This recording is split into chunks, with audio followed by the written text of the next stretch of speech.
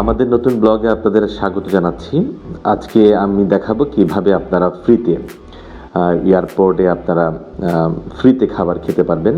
যেহেতু আমরা যাচ্ছি ঢাকা থেকে চায়নাতে, তো চায়নাতে একদম দুপুর আমাদের ফ্লাইটটি পড়ে, তখন আমরা প্রচণ্ড ক্ষুধার্ত, তো ফ্রিতে খাবার খাবো।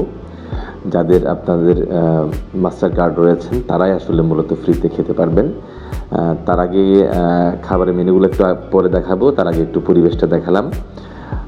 এবার চলে যাচ্ছি খাবারের যে মেনু, আপনি সেখানে খুব সুন্দর করে সাজানো হয়েছে খাবারের মেনুগুলো।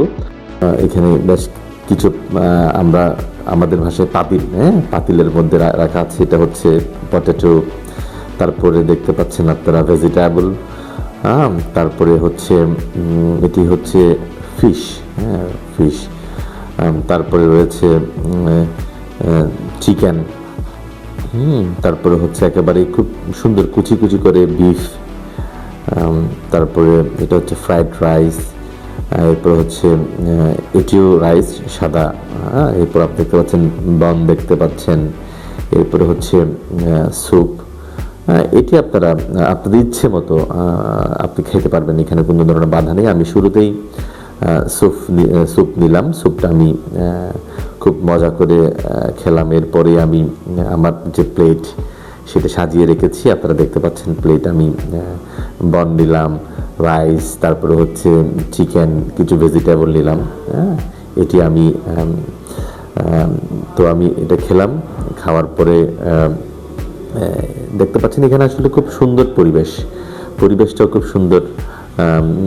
খাবার শেষ করার পরে আমি নিলাম হচ্ছে চা, কফি এবং চা দুটাই আছে, আপনি ইচ্ছে মতো আপনি নিতে পারবেন। আমি কিন্তু চাটাই নিয়েছিলাম, সেখানে সুগার ফ্রি চাটাই আমি পান করলাম। এরপরে এখানকার দেখেন খাওয়ার শেষে কেউ প্যাড বের করে দিয়ে ঘুমাচ্ছে, আবার কেউ দৌড়াচ্ছে তার ফ্লাইট ধরার জন্য।